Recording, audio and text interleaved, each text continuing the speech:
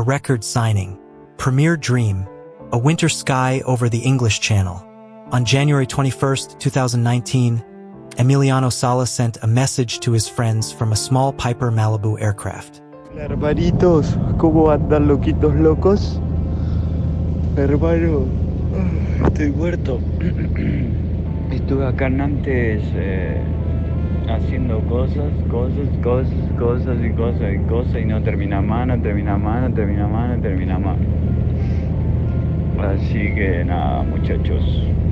Estoy acá arriba del avión que me parece que se está cae a pedazos. Y me estoy yendo para Cardiff, loco, que mañana sí, ya arrancamos. A la tarde arrancamos a entrenar, muchachos, con el nuevo equipo. A ver qué pasa. Así que, ¿cómo andan ustedes, hermanito? ¿Todo bien? Si en 1 hora y media no tienen novedades mías, no sé si van a mandar a alguien a buscarme porque no me van a encontrar, pero ya saben. Papá, qué miedo que tengo. Within the hour, the radar would go silent, and football would hold its breath. Do you remember where you were when you first heard the news about Sala's flight? Tell us below. Santa Fe, Argentina. Flatlands, hard work, and a boy who ran longer than the sun. Emiliano Sala was tall before he was strong, raw before he was polished. Coaches remember the same kid. Early to training, last to leave, always chasing a ball a second longer than everyone else. His idol was Batistuta. His reality was miles away from bombastic stadiums. It was blisters, wind, and quiet determination. France came calling through pathways that rarely trend on social media. Bordeaux saw potential, but top-flight minutes didn't fall from the sky. Sala learned Europe the hard way, loan spells to Orleans, Niort, and Cannes. Lower league buses, muddy pitches, changing rooms that smelled of effort more than glamour. He grew into his frame and kept scoring, not in viral bursts, but in the slow, sturdy rhythm of a pro who refuses to stop. Then Nantes, and finally, a city that looked at him and said, "You are ours." Over 4 seasons, he became the heartbeat of a team that needed grit as much as goals. The numbers tell the arc: 6 goals, 2015 to 16, 7, 2016 to 17, 12, 2017 to 18. And then the surge, 12 in just 19 matches by mid-2018-19. But the numbers don't tell the roar in the La Beaujoire stands when his forehead met a cross, or the way he wrestled space from 2 center-backs who seemed to have angles on him. He logged goals that felt like lifelines, crucial equalizers, near-post scrapes, a late winner that sent green and yellow scarves spinning. Teammates would later say he was simple in the best way. First in, last out, bruised but smiling, grateful just to be the guy who turned struggle into points. January 2019. Cardiff City were in trouble. The Premier League asks ruthless questions in winter, and the table had one answer: goals. Cardiff broke their transfer record for Emiliano Sala, £15 million. A bet on the kind of striker who didn't wave at the cameras. He wrestled with defenders. On January 19th, Sala signed. 2 days later, he flew back to Nantes to say goodbye, to pack, to promise friends he'd be back in blue. He wasn't supposed to be on that small plane at all. His original commercial flight was cancelled. The replacement route, Nantes to Cardiff on a single-engine Piper Malibu, was not usual for a Premier League signing. But football is full of 48-hour windows where logistics, pressure, and money collide. He messaged friends, excited, anxious, honest. The Premier League was the peak. He worried about the change. But that's what made him. He walked toward hard things. Would Sala have kept Cardiff up? Yes or no? 1915, local. Departure from Nantes Atlantique Airport. The aircraft, a Piper Malibu. The pilot, David Ibbotson. He held a private pilot's license, but he wasn't authorized to conduct commercial passenger flights at night. The sky was unsettled. Winter winds, patches of rain, potential icing. A horizon that erases depth and makes the sea and night look like one sheet of graphite. First, it's routine. Point to Cardiff, watch the gauges, ride the bumps. But turbulence tests confidence, and the channel at night tests everything else. Messages from earlier in the day linger in the mind. Sala telling friends the plane looked like it was falling apart. David Ibbotson should never have taken the job to fly Emiliano Sala, as he wasn't a commercial pilot and couldn't legally fly at night. His concerns about the plane were echoed by his passenger. Emiliano often came to this small house on the outskirts of Nantes to see his friend and mentor Marie-Jeanne. He described the plane as a cuckoo to her, French slang for a rickety old plane. Mais il dit, je suis arrivé avec un coucou là. Il dit c'est un peu bizarre. Il n'a pas pu m'en dire beaucoup plus parce il courait partout avec les copains, les machins, tout ce qu'il avait à faire avant de. Je lui ai dit textuellement, mais Amy, si tu trouves que cet avion, exactement, je lui ai dit ça. Si tu trouves que cet avion, il te correspond pas, tu reprends pas le même. Fear is rarely a technical issue. It's a human emotion, and you can hear it between the lines. Altitude. The aircraft climbed to 5,000 feet. Then came a request to descend to 2,300 feet. Whether for comfort, weather, or visual orientation, the descent matters. It places the plane closer to the sea, closer to wind shear, closer to any icing threat. Over water at night, 2,300 feet is thin protection.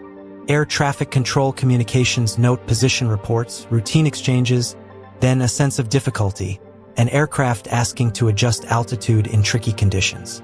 Each minute lengthens.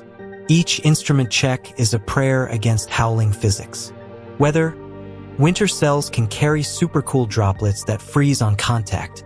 Single-engine aircraft, such as the Malibu, can be particularly vulnerable if anti-ice measures are delayed or conditions worsen. And at night, the visual horizon disappears. Pilots can experience spatial disorientation even without full IMC, particularly at low level. Emiliano sent this last voice message to his friends from inside the plane. Estoy acá arriba del avión que parece que se está por caer a pedazos y me estoy yendo para Cardiff, loco, que no sé si van a mandar a alguien a buscarme porque no me van a encontrar, pero ya saben, papá, qué miedo que tengo. 2016. The map stops moving. Last radar contact near Alderney. A line turns into a point. The cockpit turns silent.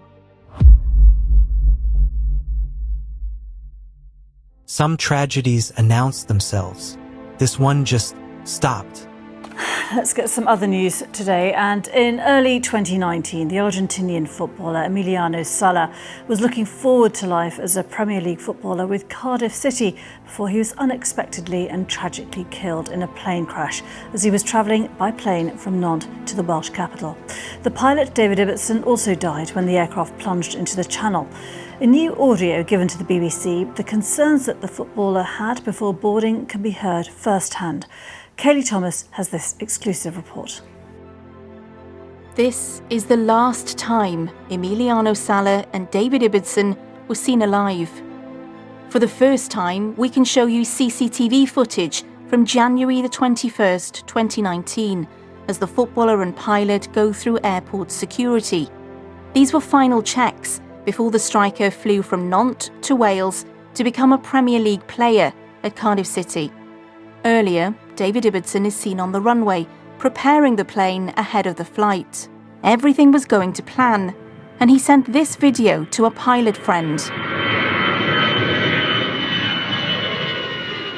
But in a phone call to the same friend, the recording of which has been obtained by the BBC, David Ibbotson raised concerns about the plane. I picked a footballer up from Cardiff. He's just been brought from Nantes. I think it's about £20 million worth or something. He's entrusted me to pick him up in a dodgy Mirage. Normally have the life jacket in the seats, but tomorrow we're wearing the life jacket, that's for sure. This aircraft, I think it's got to go back in the hangar. Might be your last chance to have a good old chat with me in a good old boat tomorrow. For 3 days, lifeboats, aircraft, and Coast Guard teams search a grey sea for a dot the size of a prayer. Debris fields, Flight paths, drift models, every possibility plotted and replotted. Families don't sleep. Teammates call and call. However, on January 24th, the Guernsey police announced that the search was called off. Earlier today I had a meeting with my Coast Guard officers, and having completed that, looked at our search activities to date and our options for the future, and consulted with our equivalent organisation in the UK. I've taken the decision to terminate our search, and that decision has been difficult, as you can imagine, not least because there are a huge number of people both here in the UK and in France who've been involved in this search over the last 3 days, all of whom, including myself, had hoped for a positive outcome, but that's not been the case. But more importantly, because I'm well aware that this will be very unwelcome news for the family and friends of the 2 occupants of the missing aircraft. The channel keeps its secrets. Football responds the way it sometimes does best. Together. Players, fans, agents, strangers. A crowdfunding surge in hours. The family hires David Mearns, a deep-sea specialist, to lead a private search and rescue operation. A week later, cushions believed to be from the aircraft wash up on a French beach across the channel. Heartbreaking breadcrumbs pointing to the likely wreck site. On February 3rd, a remotely operated vehicle finds the wreckage on the seabed, 67 meters down. 4 days later, divers recover one body. It's Emiliano Sala. The pilot is never found.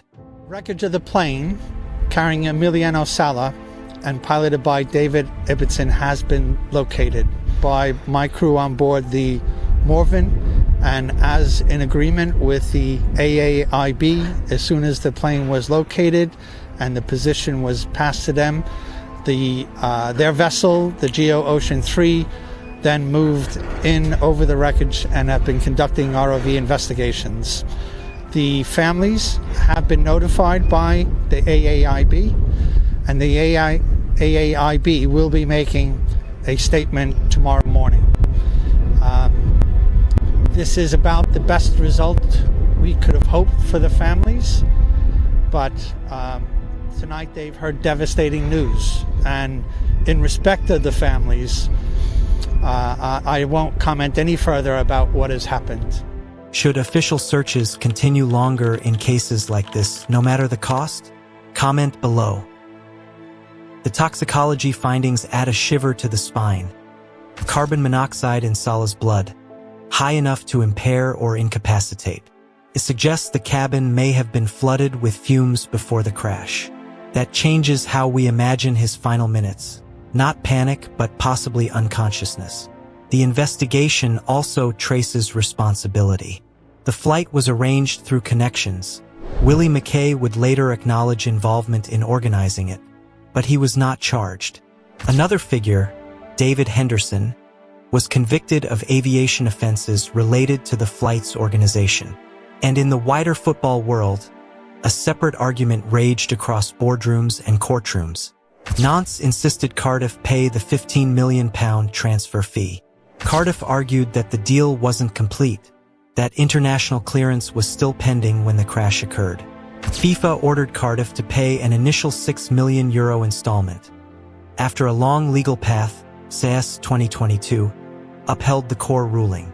The money, the contracts, the clauses, none of it eased the grief sitting at a family table in Santa Fe. And we must remember 2 families grieve, Emiliano Sala's and David Ibbotson's, both victims of a journey that should never have been arranged this way. What changes after a loss like this? In sport, sometimes too little. But Sala's case sharpened policies in places that matter. Clubs reviewed their player travel protocols, tightening rules on acceptable aircraft, nighttime flights over water, and pilot credentials. Agents and intermediaries, already under scrutiny, faced renewed pressure to book only licensed operators and document chains of responsibility. Conversations that used to be informal became paper trails. Fans rarely see this side of elite football. The proper way to move a record signing is dull and expensive.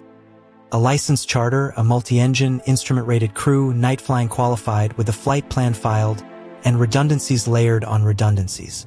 The wrong way can look convenient, even friendly, someone knows someone with a plane, but it cuts through safety layers as if they were optional. They aren't. And governing bodies? Under the glare, they reiterated expectations around agents and intermediaries, clarified the duty of care, and pressed clubs to centralize travel oversight. The changes don't bring anyone back, but they do something essential. They raise the floor. They make it more complicated for the subsequent decision to be casual when it needs to be professional. If you were writing the rules, what's the number one travel safety mandate you'd make for players? Tell us. In Nantes, they retired the number 9. In Cardiff, thousands left scarves and letters at a stadium for a man who never played a minute in their shirt. In Argentina, a mural reads, Emi, Eterno, Emiliano, Forever. Across Europe, greats of the game shared messages of respect. Some said he would have been a star in the Premier League. But maybe the point is simpler. He was already a star to the people who watched him fight for every inch, to the kids who saw a tall, awkward teenager become a man who made professional football look like something you could reach if you just didn't stop. Emiliano Sala's flight never landed, but his story did right here in the shared space where football remembers its people. In Santa Fe, in Nantes, in Cardiff, in every ground where a fan stands and claps for a player who turned persistence into purpose. May his name be carried not by controversy, but by care, the care we owe the next young footballer with a bag, a ticket, and a dream. What should Emiliano Sala's lasting legacy be? Share it below so his story is never forgotten.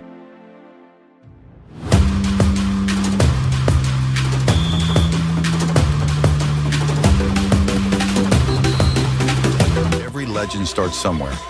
2 worlds, 1 game, infinite dreams. Yet 99% of talent is never discovered. From nothing to glory isn't just content, it's a movement. 23,000 smart fans, 50 countries, 1 family. Your journey from nothing to glory starts now. From nothing to glory, where legends are born.